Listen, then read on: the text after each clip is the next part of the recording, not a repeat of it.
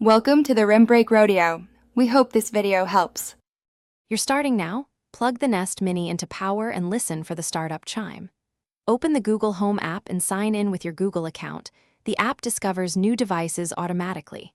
Make sure Bluetooth is on and your phone is connected to the same Wi-Fi network, too. 4 GHz often gives better range.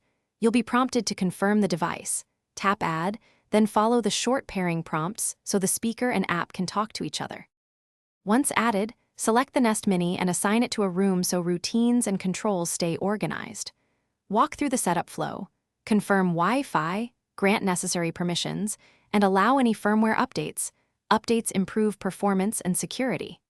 Next, enable voice match so the Mini recognizes you, then link music and smart home services like Spotify or Philips Hue. Make sure to set a sensible default volume and test a few voice commands to validate playback and control.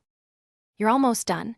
Build a routine, morning alarms, lights, news, and test multiple commands to confirm responses and linked services.